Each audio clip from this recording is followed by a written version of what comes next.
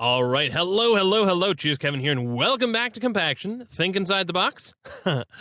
And yeah, we are we've made a little bit of a mess of things. It's getting kind of crazy in here, and I think we need to get ourselves into yeah, we need to organize this a fair bit, and we are. The reason that we've just been kind of racing towards stuff is because we really want to get. I want to go through these compact machines in order, right? We've made the tiny ones. We've gotten up to the normal ones, which we made a relatively terrible mob farm. Let's be honest. In fact, if you watch the last episode, we have fans pointing one way and fans pointing the other way, which actually cancel each other out. So I had to disable the fans on one side because otherwise the mobs that spawn in can basically just stand still and they never die. So it is getting us some loot though. So we're getting that. Like we've got a rare loot bag. What are we getting there? There. Okay, so ender pearls, pumpkin seeds, powered rail. That's nice. Go ahead, just put that back. No, today, what I want to do is I want to start a very dangerous process. I want to start building machines that can build machines. Now, let me, what the heck am I talking about? Let me show you what I've been doing. So if we, if we start building these larger compact machines, we're going to need a 5x5 cube, which is 98 of these compact machine wall blocks. And that's a fair bit of an endeavor because we go through here, we have to put down a block of redstone on it, and then we throw that into the projector field, and it gets really noisy. But there we go. That is done, and then we get 8 of those. I think, yeah, we just happen to stack. So we've got enough that we can make a normal machine now, and I'm going to do that in a minute. But what I want to do before we do that is I want to make an entire set of projectors here, because I think what we can do is we can actually, inside our next machine, we're going to build a compact machine wall factory inside the 9x9 room machine. Okay, so we've got to do a little bit of building to get there. We need the large machine core, which means we need some compressed obsidian. So we've got, there we go, stack of that. Let's go ahead and make some compressed obsidian. We need 4 of those, I think, right? I didn't do that, right? We'll do that. And, okay, so then that, we just need the poke particles, which we need some Eyes of Ender, which I think I've got somewhere. Man, I cleaned up. Look, my inventory is mostly empty. But yes, whoops. There we go. Did not do the best job. And then, some grains of infinity, and we're going to need 2 poker particles because I think one of them is, yeah, we need one of them for here as well. That's okay. We'll make 2 of those, and we should also make a machine that I guess does these, shouldn't we? I mean, lapis we can generate, blaze we can generate, ender pearls we can generate. Yeah, we could set up a machine that just makes the poker particles as well if we wanted to. Now the recipe for making the machine walls we can do in a 3x3x3 space. And if we made it smaller, we'd have a 1x1x1 space, but it doesn't fit in there. So we need to make this in no less than a 9x9x9 room. And if we wanted to create something that could make these 5x5 patterns, these are all the way back up against the wall. And we're basically going to fill this entire area. So we do not have an option of putting this in anything smaller. Okay, so I have I have built this monstrosity. There we go. We'll take some damage. Let's chuck this at it. Oh no. Nope, I was wrong. A little bit of doodling around in creative mode, well, in a test world. If we look at the recipe here and you hold shift, actually, some of this is hollow. The 3x3 cube in there is hollow. So it doesn't require as many wall blocks as I had thought. So we've just got to hollow out the creamy center here. And then dig our way out. That's why this was not crafting. So I guess we'll make sure to dig ourselves a little tunnel out, and we'll seal that up on the way out. Lead this up. All right, and seal that up. And now, there we go. Now this behemoth is actually going to craft for us. And there we go. We now have a large-sized machine. Which, we didn't get credit for the normal one. We'll have to create another one. We'll be creating plenty of machines, so I'm not super concerned about not getting credit for these. But okay, let's plop this down, I don't know, here, because why not? And let's make ourselves some more field projectors. So, another set of field projectors are going to require diamonds, a redstone torch, and an Eye of Ender. None of that is particularly challenging. What is challenging, or not challenging, but it's just a thing we got to do, is we need to make another personal shrinking device. No, that's not challenging either. We just need some materials for it. And then glass panes somewhere. Okay, glass panes.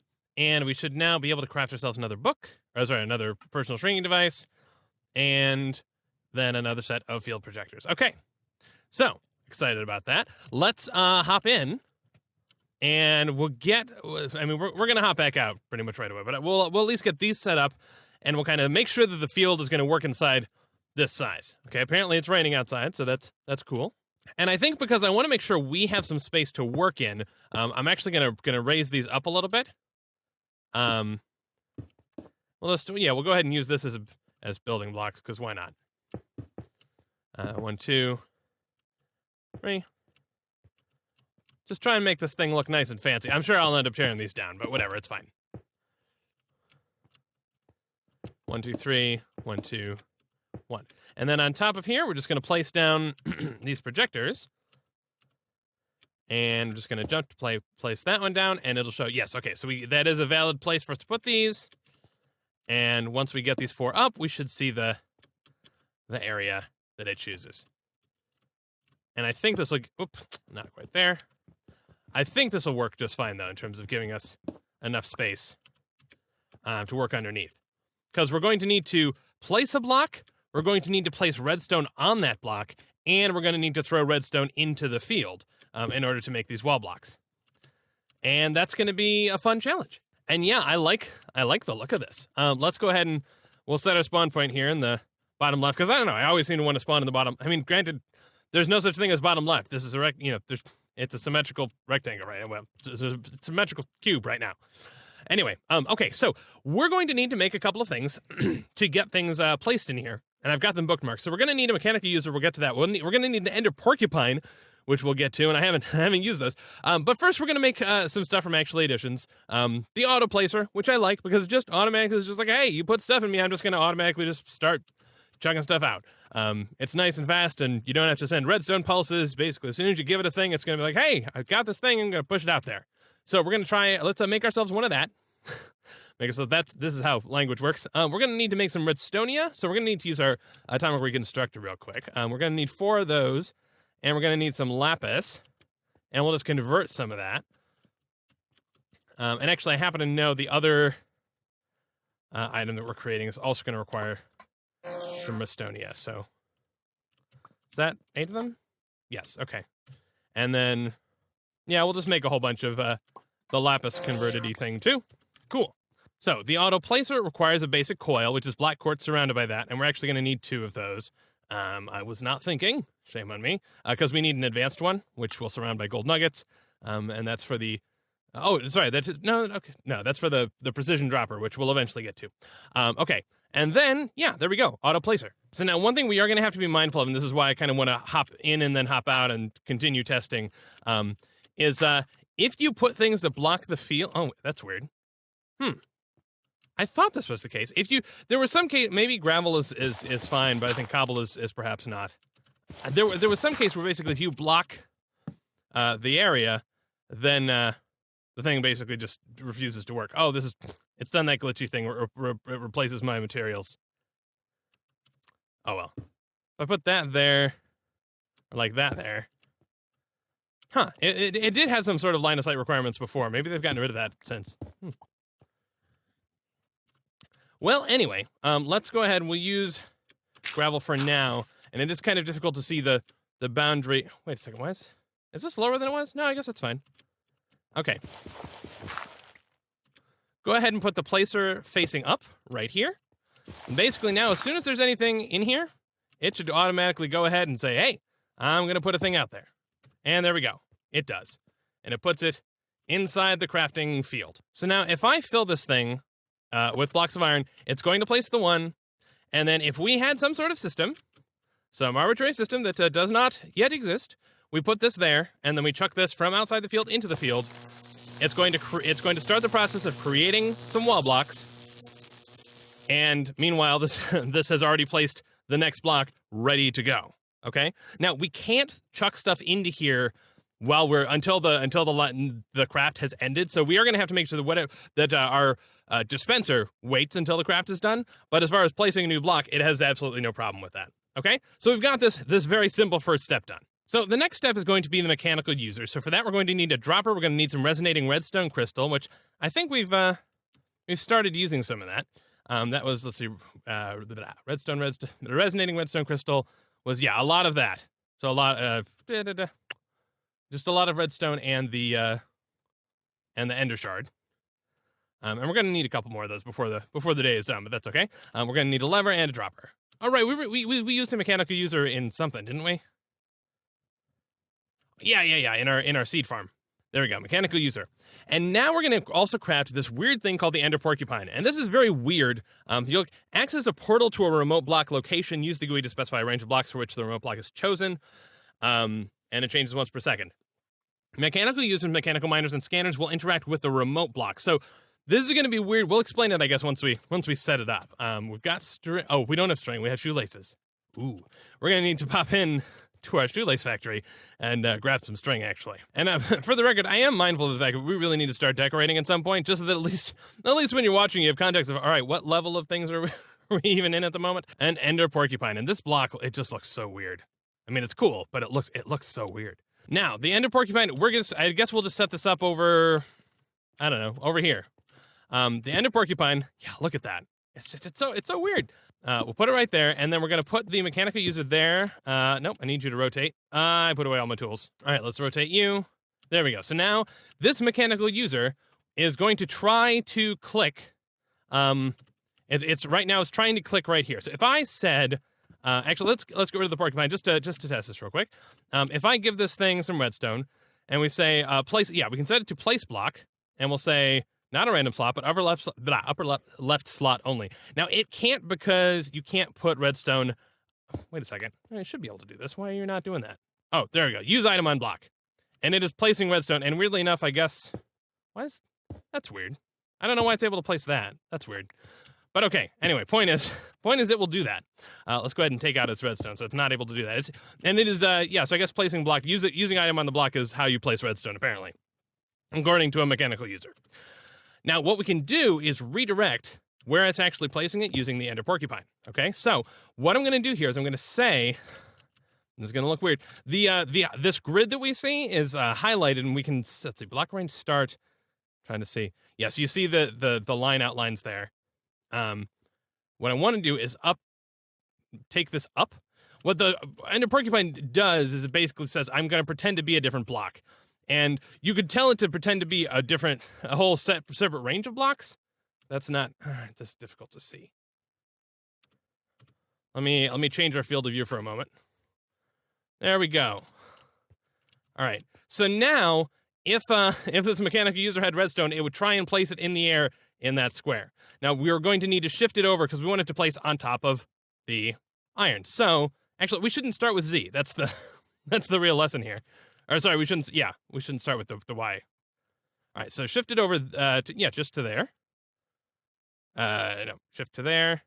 So now it would try and place stuff on at that block if we shifted it up by one. And just to test this, so now this porcupine is pretending to be, it's making this block pretend to be over there, or vice versa. If we do this, give it the redstone, it should try and place redstone on that block. Oh, you know what? Actually, this is not going to work just yet because there is no grid power. We're going to need to do grid power first. I forgot. This doesn't require any grid power. The ender porcupine absolutely does, though. Okay, that's good to know. Let's fix this field of view. And yes, the manual mill is what we're going to need to make. And this is just going to get us some basic power, and then we'll be able to get some water mills going, which we'll be able to get. Yeah, let me go ahead and make us another compact machine. Well, yeah, I'll make us another compact machine. So there we go. We've got a small compact machine, and thinking about this, I actually, strangely enough, I think I don't want to set this up out here. I want to set it up inside the large compact machine, because otherwise, while we're in the large compact machine, it won't be chunk loaded, I think. So if, if you nest, we'll go with that assumption. Okay, let's make a manual mill if we can. We cannot. We need some polished stone. Oh, just from stone bricks. Okay, fair enough. So 4 stone bricks, and then 4 polished stone. Okay, and there we go. We have a manual mill. And we need to use this manual mill on the resonator, which will allow us to create some stuff. So to take the polished stone into and create stone merch from it, which is the material that we need to create the watermill, which is one that we can sort of AFK at. So yeah, the grid power is interesting. It's one that's tied to your player. And basically there's no like storage, it just sort of exists. And the stuff is, you have to, it's just sort of weird. Yeah, it's just sort of weird. But we're gonna make it work. Honestly, the thing that's more amusing to me than anything is how often I have to jump into other machines just to get out materials that I know I'm gonna need. So like, I need coal here, so I've got to run around shifting chickens. I know that I did try looking in the compact machines just because I know we have coal chickens in all of them. But yeah, I can't get to them because we made all of our machines so small and compact, which is good. But we need a full block of coal for this recipe. Okay, block of coal. And now give me a resonator. Cool. And we'll plop that down. And this is just going to be temporary because it's a way for us manually to generate grid power. And we can throw. Oh, well, so the manual mill goes. We're just putting on top of it. And if I'm not holding down the right click button, I just hit right click once. And if I move away, then it stops. But you can see right now, 7 out of 15, we are generating a lot of grid power. And that means that this thing could work. And of course, if I right click, this is cool because I can actually open my inventory and do other stuff or AFK or whatever, and just generate grid power that way. But what we need to do is we need to get some stone into here or we need to get polished stone into there. And right now it has 0 out of 8 of the grid power. But as soon as we do this, now it is able to use it. And if we look down here, well, okay, it has not used it yet. Okay, so I can make one of these at least. That's something. We will put this down temporarily, and we can move it later. But okay, I just made us a 5x5. We'll go ahead and mark this as our spawn, and we'll place this down here. We'll place another one here, here, and here. And basically, the way that this works is it gets power based on how frequently there is a water source. Based on the quantity of water source blocks, it wants to have flowing water on all 4 sides of it. And for each side for which that is true, it is going to generate 4 grid power. So for example, here, this should now be generating, I thought it should be generating 16, but I guess I'm mistaken. Oh well. How about doing it here? Does that change anything? No. But then basically what we'll do is we'll replace these. Maybe, does it have anything to do with the strength of the... I don't know. Yeah, I suspect it does. I suspect if we had a water source... Well, let's test that. So yeah, if there's a water source here... Yeah, there we go. Now it's generating 16. So we'll place it in all 4 cardinal directions, and then we'll just put 3 more of those down. And I guess in the meantime, this hopefully has been crafting up... or this is now able to craft up more of these, because now, yeah, the grid power does exist, and it's able to just get it. So that's pretty cool. And right now, we're not generating anything, but we could generate to make even more of that. So that'd be awesome. All right, so I've got the last water source block to place down, and then 1 more water mill. So then these should all be generating 16, which means we should have a total of 64 grid power being generated, which is awesome. Yes, so 7 out of 16, power generating 6 out of 0. So 7, I think, is what's being used. I think that is actually the ender bug thing. I forget. Whatever it was we were making. But yeah, now this should remain chunk loaded if we're even if we're in here, because if the container of the thing is chunk loaded, then this is chunk loaded too. So now we should be generating passively 64 grid power, which should mean, look at that. There's redstone there. If I break it, did we only give you 1 redstone? I think we did. There we go. 60. Boom. Look at that. It was quick. So you may have missed it. But if we break that, and this ender porcupine will allow the mechanical user to interact with this block despite it being not in there. Now, of course, we can't put the mechanical user inside the cube, because then it would be part of the recipe and would break stuff. And in my testing before, if we put it right next to the cube, it also ended up breaking stuff. So we needed to. This is why this becomes useful. Now it is going to drain 7 of our 64 grid power. So that's something to keep in mind. Okay, so the automated precision dropper. Now this one needs to live. you know, so, I mean, anywhere really. I wonder, can we could just put this down here, couldn't we? I think probably. Let's use gravel as a placer, and then boom, like that. You know, if we're gonna do that though, let's put it. Just make our lives a little bit easier and put it over here since we're spawning in on that side. And we'll just verify that this works. It chewed up my block. Oh, there it is. And so this one should be ready to, basically, if we were to chuck a redstone in here, it would go ahead and craft automatically. And therefore, the question is, if we put a redstone in here, that does not. Okay. So it does not, because it places it, when it drops it, it's dropping it into the field. So that's not quite going to work. We'll probably, let's plan on dropping it from above. That way we can be absolutely certain. And there we go. We managed to break the field finally. And, you know, just for looks, let's have this thing placed all the way at the top. There we go. Okay, so now if we put a redstone in here, it's going to drop it and automatically queue that up. So all that we have to do is set up the production. Well, we need to set up a vacuumulator to pick stuff up. And then we need to just set up production, which is just going to be chickens. We need redstone coming into here. We need redstone coming into there. And then we need iron being produced by chickens and then crafted into blocks to throw into the placer. And then finally, we're going to need a little clock to make sure that we don't go crazy with this. So let's get the vacuumulator first. All right, and I'm going to say let's place the vacuumulator. I don't know. Let's place it right down here, actually. And now the range here should be, let me see. No, let's move it from there. And we'll place it basically right here. That should definitely be in range to pick stuff up. And then what we'll do is we'll tell it to export. You know, we'll not tell it to export anything. We'll use pipes for that because then we can put filters on the servos. So any redstone is going to immediately come out and then just go into the mechanical user. That's just what we'll do with any excess redstone. So for example, just to test this then, if I throw in some redstone, cool, that goes just fine. But if I throw in some redstone now, that's okay. It gets picked up by the vacuumulator, and the compact machine walls also do get picked up by the vacuumulator. So those would be the things that we actually want to output. So we're going to need to get a tunnel and route those things into the tunnel. But then any excess redstone we'll just make sure goes heads out over to the mechanical user.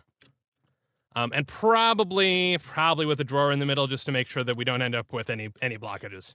Okay, I think I have this all set up. We have over here is we just got to put the chickens in. We have iron chickens ready to produce some iron for us, and that'll pipe into an analog crafter, which just set to sticky and set to spread the items so that it's not going to use up the last of any ingot. And then it should, over time, stack these things full and produce blocks of iron, which should go into here. Actually, yeah, that does. Well, actually, it shouldn't really be an issue. Yeah, that'll create a block. It'll go into here. Go ahead and fill this thing up, which will be great. Of course, this is going to be kind of slow, but we don't necessarily care, right? We're just trying to get something that'll work. I routed this a little stupidly, but that's okay. This vacuumulator is set to extract. Actually, we need to. Yeah, it's not set to extract just yet. We need to put a servo on here. Oh, we're going to need one more servo. We're going to tell this to whitelist explicitly redstone. Okay, so if I toss some redstone. Oh, well, I managed to toss it in there, apparently. But if I manage to toss some additional redstone, yeah, that'll end up in the vacuumulator, which will get extracted. And I just have a little chest here, which I guess I probably should void upgrade as well. And that's just full of redstone. And we can feed that with some redstone chickens. And then there's just an extractor that splits to both the dropper and the mechanical user. Now, the only thing we're going to want to do is we're going to want to change the... we're going to want to put a timer on this dropper. Or change the mode of it and then put a timer on it. So we'll need the redstone torch to configure the mode. I'm just going to go ahead and pillar up here, even though it's going to break the area. Weird that it doesn't just yet, but that's okay. Yeah, so I should be able to just right-click. Yeah, so this should now be in pulse mode, where basically it is not going to drop anything unless it gets a redstone pulse, right? Which is what we want. So we'll just go ahead and put an RF tools thing here. I'm going to set the delay here. I don't know, how often do we want this thing to actually bother dropping stuff? I don't know, maybe every 10 seconds, go ahead and try and craft something. I don't know exactly how long it's going to take for those chickens to produce a block's worth. I mean, it's not crazy fast, and we don't have super fast servos either. So, I don't know. 10 seconds seems reasonable enough. And then we just rotate this. And that should drop some redstone. Now, right now, we ended up picking that one up. And if it drops them and it doesn't have a block there, so it can't craft it, that's not the end of the world either. Because it just gets picked up by the accumulator and sucked back up there. Now, the only problem right now is, at the moment, the accumulator is just going to get this backlog of compact machine walls. So we need one final routing mechanism here to get this stuff out. So let me do this. Oops. Do this and then quickly disconnect this. There we go. And yeah, we'll just route this way and then down. Oh, and look at this. Actually, there's been an update to the Compact Machines mod. So, and that's, an update to the mod pack, including the later version of Compact Machines. So now this thing actually can output down again, which is nice. It means we have one more available side that we can mess with, which is fun. I mean, so far we've been building basically generative farms, not things that are processing input. But hey, it'll be nice eventually. I think, yeah, we'll go ahead and just convert it, tell it to go to up for right now. Nope, I didn't mean to click it. There we go. Put it back down. Up, okay. And then shift click to get the item deck there. So, I need to craft up one more servo. And then we'll just tell that to start getting these items out of here. But yeah, other than that, this thing is going to continue to run. Now, right now, there's a backlog of these blocks. So long as we end up with a backlog of blocks, then we're good. And we can always go back up there and change that pulse timer if we need to. And there we go. One more servo. We'll just plop back in there. And yeah, I have some more chickens breeding up because I used them up. But that's all right. And just tell this one, and we'll go ahead and actually configure it. So we'll say, hey, you, whitelist explicitly this, so it doesn't end up somehow managing to send redstone out. Because I suppose it could, theoretically, otherwise. And then tell this to ignore redstone, so it should start. Well, of course, it can't pipe them out just yet because we don't have anywhere for it to go. Oh, and this one, ignore redstone as well. Go ahead and get your redstone out of there. Not that it's doing anything with it, but that's all right. And now this is also set, by the way. This the reason this one is upgraded is because it allows us to round robin. So it should evenly split throwing materials into here versus throwing them into here.